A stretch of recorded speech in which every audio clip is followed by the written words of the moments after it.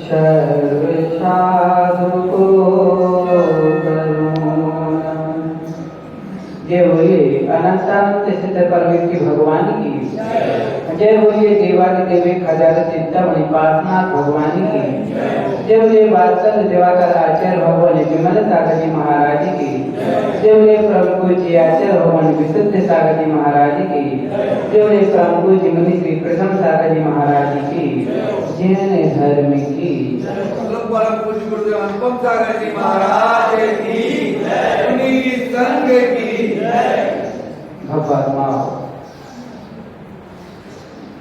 जिनके बीच हम बैठे हैं वो जिन नहीं और जो जिन हैं उनके बीच में आज तक हम बैठे हैं। लेकिन हमारी एक भूल यही है कि हम तो जिनके बीच में बैठे हैं लेकिन वो वास्तविक में जिन नहीं है। ये जिन बनना कोई साधारण बात नहीं है, लेकिन इतनी बड़ी कठिन बात भी नहीं है कि आप जिन ना बन पाओ। लेकिन जिन बनने के लिए भी एक नहीं दो नहीं कई भवों का पुण्य का संचय होना चाहिए, पुण्य का आश्रय होना चाहिए, पुण्य की क्रियाएं होना चाहिए, पुण्य रूप भाव होना चाहिए।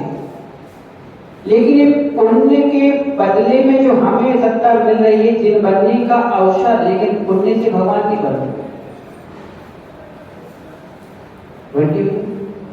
पुण्य से नहीं। जब तक आपकी सत्ता में पुण्य बैठा है तब तक भगवान बनने के लिए तुम्हें अवसर जरूर मिलेगा, लेकिन पुण्य जब तक आपके कर्म में लगा रहेगा तब तक आप भगवान नहीं बन पाओगे, क्योंकि पाप भी कर्म है और पुण्य भी कर्म है। जब ये पाप पुण्य दोनों कर्मों का क्षय करोगे तब आप कहीं भगवान बन पाओगे।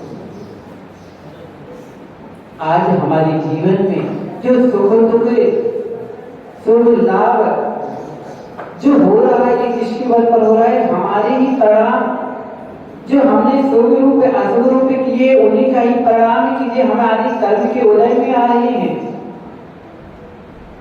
लेकिन अब प्रश्न यहाँ उठता है कि हे भगवान, हम पुण्य कैसे संचय करें?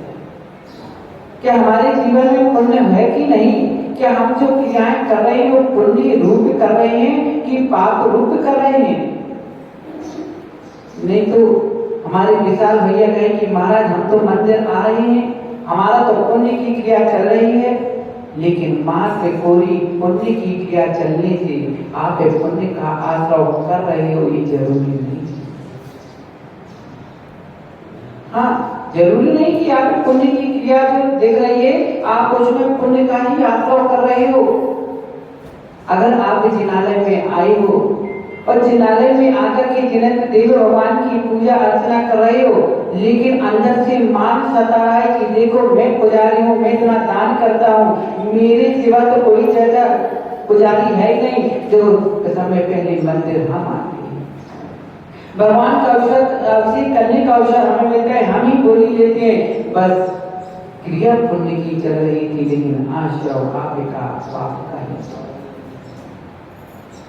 देखने वाले यही सोच रहे कि कितना अच्छा है विशाल भैया कि देखो सुबह से मंदिर आता है, पूजा अभिषेक कर रहा है, लेकिन किसी ने उनके भाव को नहीं अवलोकन कर सका। लेकिन कर्म कहता है कि लोग तुम्हें कुछ नजर से देखें, लेकिन हम उसी नजर से देखेंगे जिस नजर से तुम भाव बना कर आए। आपके शरीर में क्या रोग है तो आपके अंदर क्या क्या रोग बैठी है बंटी भैया, ये आपकी कैमरा नहीं बता पाएगा। ये आपके शरीर का रंग बताएगा, आकृति बता सकता है, लेकिन आपके अंदर क्या रोग है, कौन सी कमी है, ये एक्सरे की मशीन ही बता पाएगा, ऊपर की क्रिया नहीं बता।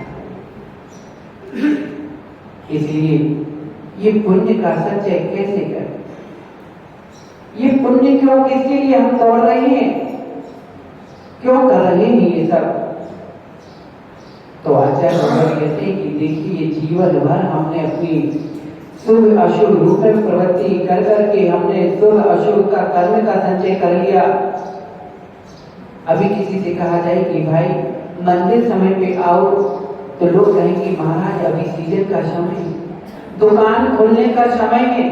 हाँ, लेकिन ध्यान रखना, जितने लोग यहाँ बैठे हैं ये लोग भी दुकान खोल के बैठे हैं, और जो घर में है वो भी अपनी दुकान खोल के बैठे हैं। तुम भी अपनी कमाई कर रहे हो, वो लोग भी अपनी कमाई करते हैं, दोनों लोग कमाई कर रहे हैं, दोनों की दुकान खुली हुई है। बस अंतर इतना है कि वो दुकान खोल के बैठे हैं और आप लोग यहाँ पर दुकान खोल के बैठे हैं। आप लोग यहाँ पुण्य की कमाई कर रहे हैं, वो पुण्य की कमाई कर रहे हैं। कमाई दोनों की चल रही है विचार भैया, आप पुण्य की कमाई कर रहे हो और वो पुण्य की कमाई कर रहे हैं। लेकिन ध्यान रखना, पुण्य की कमाई इस भाव में तुम्हें सुख दुख दे या ना दे, तुम्हारे साथ रहे या न रहे, लेकिन पुण्य की कमाई आज भी रहेगी और आगे भाव में भी रहेगी। ये कमाई तुम्हारी कोई छीनने वाला नहीं, कोई बांटने वाला नहीं, कोई चुराने वाला नहीं है, लेकिन पुण्य की कमाई कोई छीन भी सकता है, बंटवारा भी कर सकता है और चुरा भी सकता है, लेकिन पुण्य की कमाई को कोई नहीं। इसलिए आदि पुराण में आचार्य भगवान कहते हैं कि पुण्य का संचय करने के लिए हमें 4 प्रकार से पुण्य का संचय कर सकते हैं। कितने प्रकार से होती है? 4 प्रकार से हम पुण्य का संचय कर सकते हैं, और 4 प्रकार से हम पुण्य का संचय करके उस पुण्यात्मा पथ पर बढ़ सकते हैं। जरूरी नहीं कि आप महाव्रत धारण कर लें तभी एकदम से पुण्य आएगा, नहीं, आप धीरे धीरे पुण्य का संचय कर सकते हैं। तो पहले आचार्य भगवान कहते हैं कि पुण्यम जिनेन्द्र परिपूजन साध्य माध्यम, कि पहला साधन पुण्य का अगर कोई है तो देवी शास्त्र गुरु की पूजन करना। तो सभी लोग पूजा करने तो यहाँ आते महाराज जी देखो हम तो पुण्य की कमाई कर रहे हैं, लेकिन पुण्य की कमाई करने आए हैं, ऐसा तो नहीं कि घाटा लग रहा हो। कोई दुकान में घाटा लगाने के लिए बैठता है क्या? पता चला दिन भर दुकान खूब चली खूब चली खूब चली, और रात को हिसाब लगाया तो घाटे में गाड़ी पहुंच गई। क्यों?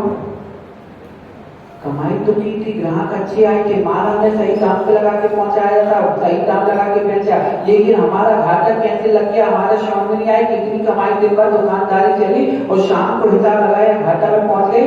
इसका मतलब कहीं गड़बड़ हो गई, कहीं गड़बड़ हो गए। ऐसा तो नहीं कि हम पूजा करने आ रहे हैं, इसमें भी मान रख करा दें कि नहीं मैं जब तक नहीं आऊंगा तब तक अभिषेक चालू नहीं होगा, पहली बोली मैं ही लूंगा, मेरे ही द्वारा होगा, जो भगवान में अभिषेक कर बैठा है वही भगवान का अभिषेक होगा। बस हो गया बेटा, तुम्हारी पुण्य की कमाई में घाटा। पुण्य कमाने बैठे थे और हिसाब लगाया तो क्या हुआ? घाटा।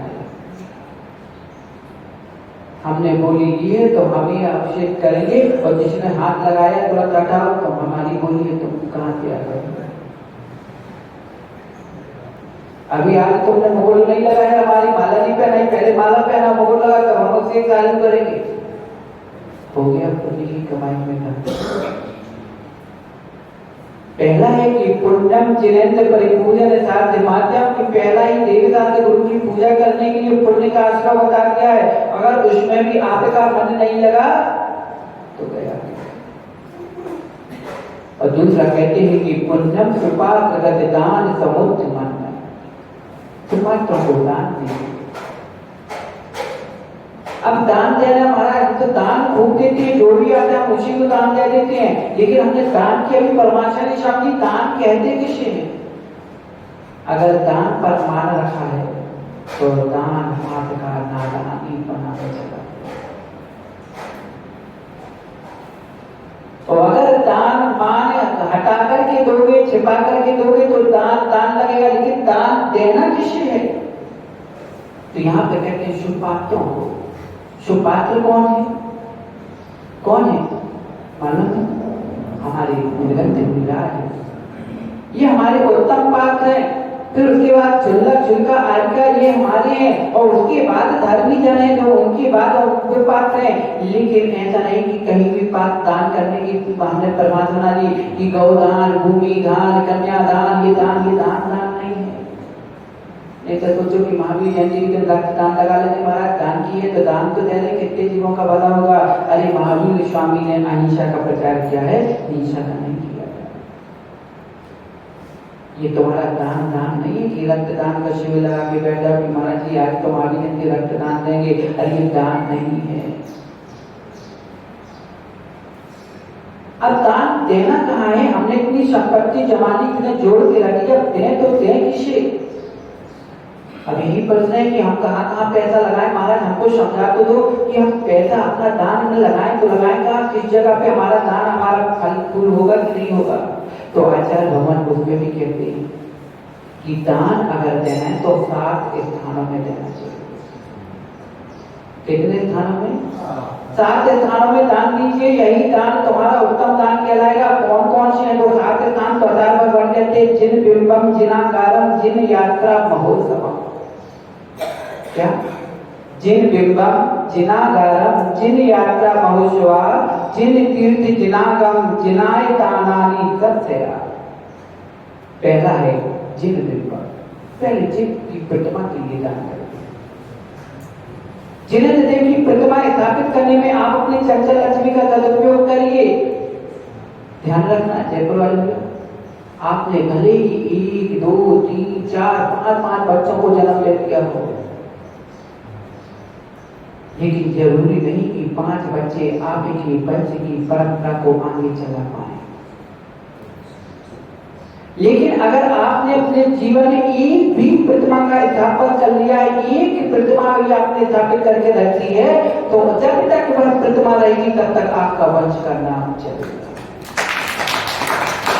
इतना महत्वपूर्ण कि एक बिंब के रखने से हमारे वंश का नाम, पता नहीं कि अभी हमारे 5 बच्चे हैं, अब तो बच्चे होना शुरू हो गए। अब तो 1 बच्चा हो जाए, 2 बस, इतने से महाराज काफी है। हम तो हमारे तो 2 से ज्यादा हो तो 2 रहने दो। हाँ, बच्चे भी बड़े हो जाते हैं, वो भी कहते हैं पिताजी आपने से खुद कर पाएगा, हम तो हमारे तो देखो हम तो हो गए, अब आप लोग हमसे दूर हो जाओ, है ना। देखिए कम से कम ये बच्चे हमारे वंश की परंपरा चलाए न चलाए, हमारे धर्म को आगे लेकर चले या न चले, लेकिन यह एक प्रतिमा को स्थापित करने का फल इतना है कि हमारा अतिशय पुण्य का आश्रय होता है, और दूसरा हमारे वंश का, हमारे धर्म का इतना क्या सनातन धर्म चलता जाता है कि सदियों सदियों तक उसे कोई मिटा नहीं सकता। देखिए ना आज जितनी प्रतिमाएं निकल रही है, जहाँ देखो तो चित्र में निकल रही है, जहाँ देखो जब उसमें प्रशस्ति पढ़ते कि फलाने खंडवाल की ओर से उनकी काफी बार कहीं किसी बार जब उनके नाम लेते हो कितना गर्व भाव होता है कि देखो मेरे वंश की, मेरी परंपरा की, मेरे धर्म की प्रतिमा में देखो, इनका खुशी नहीं होती। जिसमें बाहुबली भगवान की प्रतिमा रखी है, चामुंडा से पूछो, भाई चामुंडा नहीं है, लेकिन आज भी उसका नाम असदियों तक चला कि नहीं चला, उसका नाम लिया जा रहा है कि नहीं लिया जा रहा है। सभी लोग कहते कि धन्य उसके पुण्य को, धन्य उनके विचारों को, जिनने बिंब में इतना द्रव्य लगा दिया। पहला जिन बिंब, दूसरा जिनालय। जिनालय में जो भी द्रव्य लगाता है, एक जिनालय खड़ा करने में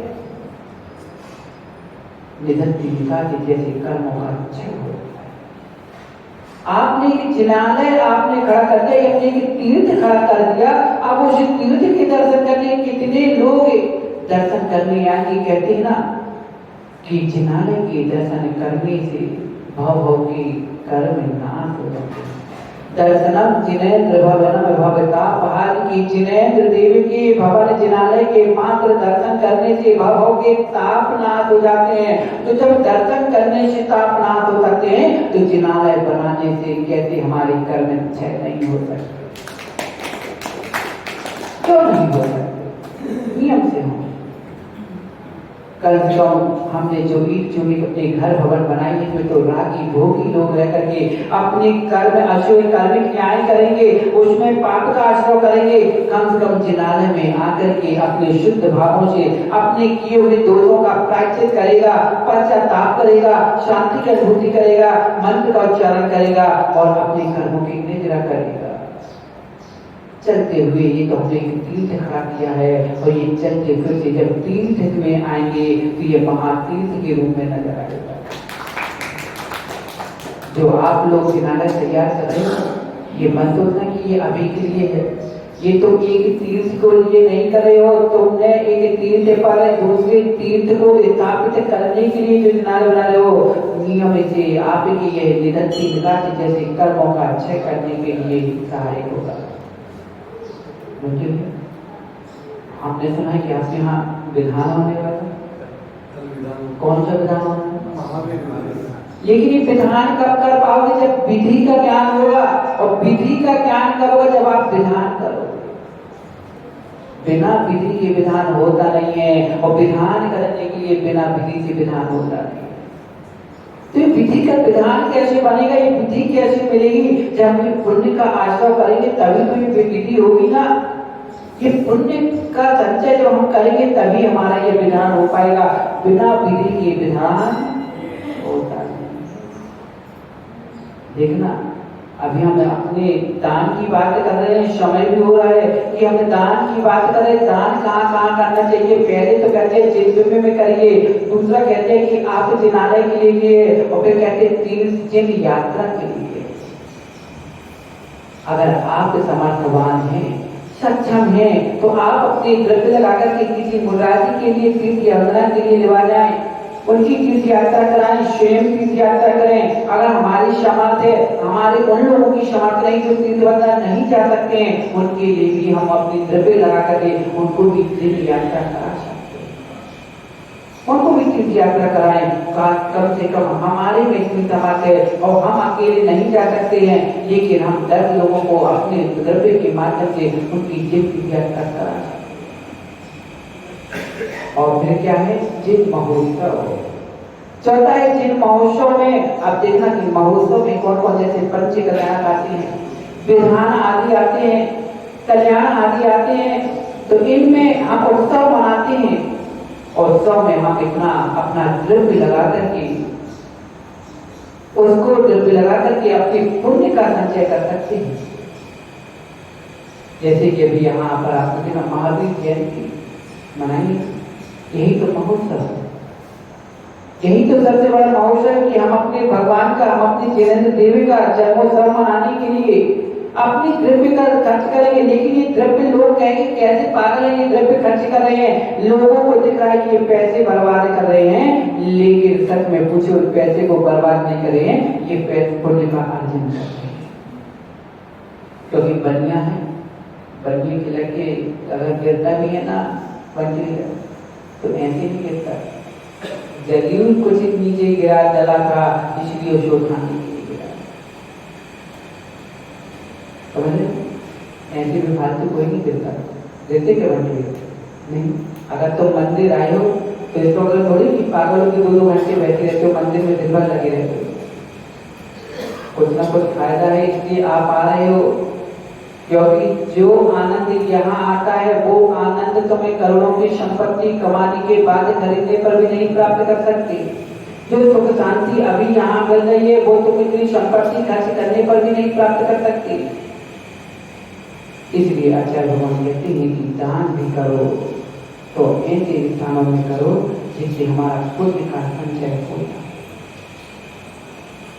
अगर हमने बैंक में पैसे डाले तो पागल नहीं कि हमने अपना पैसा घर का बैंक में डाल दिया, क्योंकि हमें ज्ञात है कि हमें उसका क्या मिलेगा, ब्याज मिलेगा, तभी हम बैंक में जमा करेंगे, तो हम अपने घर में ना रखे रहें। बैंक में रखने की क्या जरूरत है, लेकिन हमें उससे कुछ मिल रहा है कि नहीं मिल रहा। इसलिए हम जो दान कर रहे हैं, दान हम इसलिए अभी तक कर रहे हैं, लेकिन ये दान हमें प्रभाव में हमें ब्याज सहित लौटाएगा, इसलिए हम ये दान करें। आज हमारी समाज इतनी धन्यशाली क्यों है धन संपत्ति वाली, क्यों?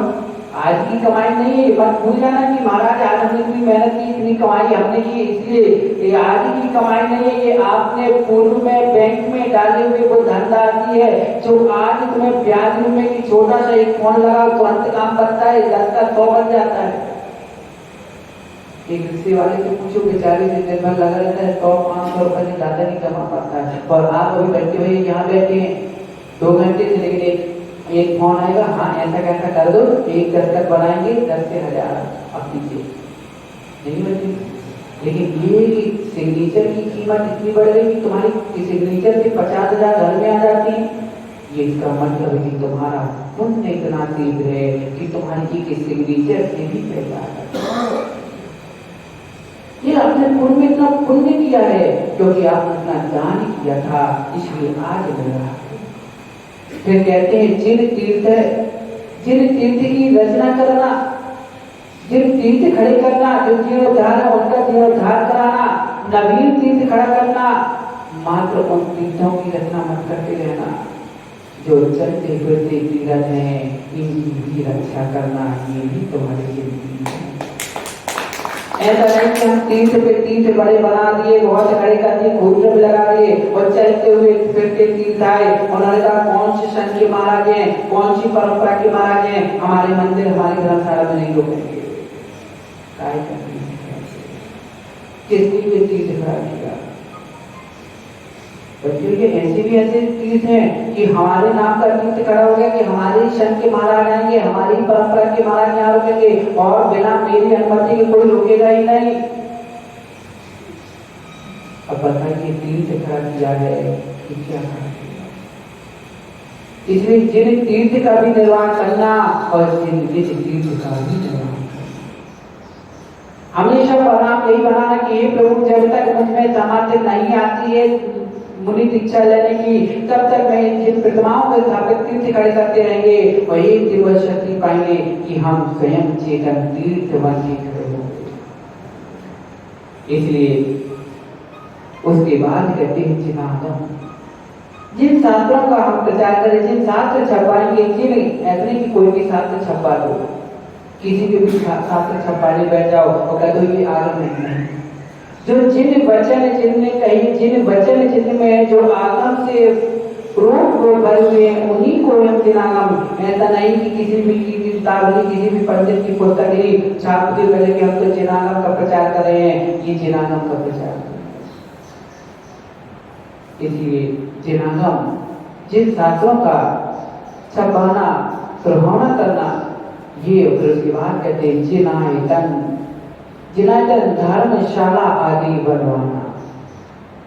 क्या धर्मशाला आदि बनवाना? ऐसी धर्मशाला मत बनवाना बेटा भैया कि बहुत बड़ी विश्व आपने धर्मशाला बनवा दी और पता चला कि महाराज आ रहे हैं और आपने धर्मशाला बुक कर दी।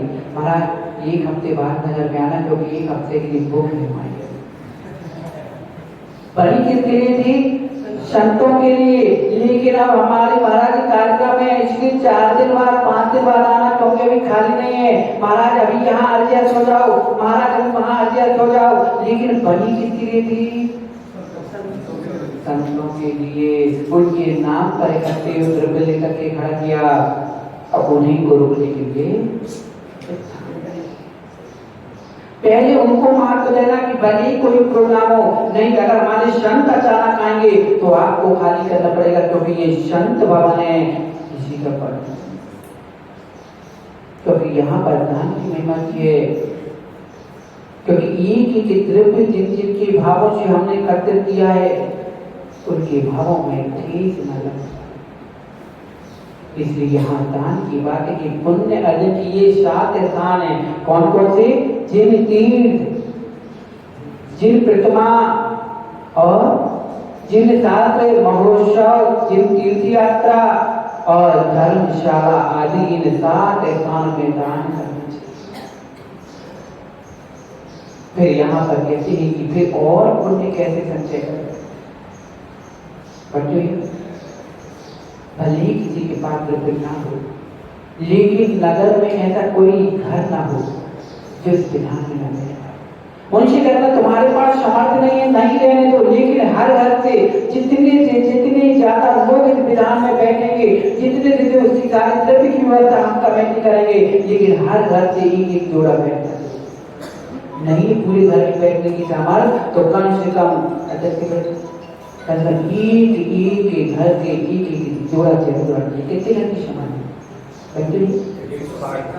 1 160 है ना, तो कम से कम माताओं कम 160 घर में से कम 160 जोड़ी यहाँ बैठे, तब तो हम मानेंगे कि हाँ आपके अंदर जिन भक्ति भरी हुई है, पुण्य आश्रय करने का भाव है, पुण्य क्रिया करने का, आप पैसे की चिंता मत करना।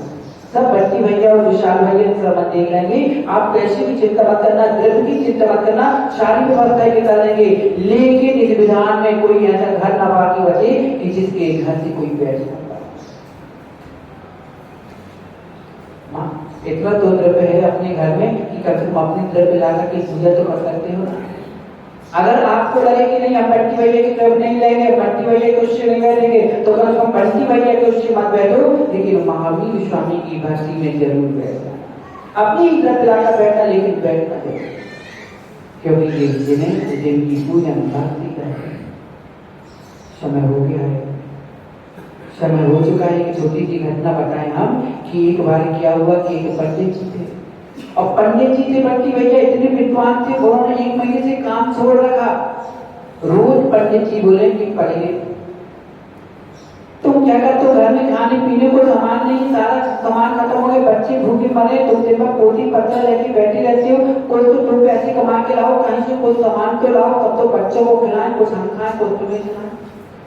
पंडित जी कहते भगवान जब थोड़ी मैं अपना हिसाब किताब लगा लूं, मैं अपने ग्रह नक्षत्र निकाल रहा हूं, क्योंकि 25 साल के बाद एक ऐसा ग्रह हमारे नजर में आता है कि इस नक्षत्र में अगर हम पूजा करेंगे और ज्वार के दाने पानी में डालेंगे तो वो क्या बन जाएंगे, मोती बन जाएंगे।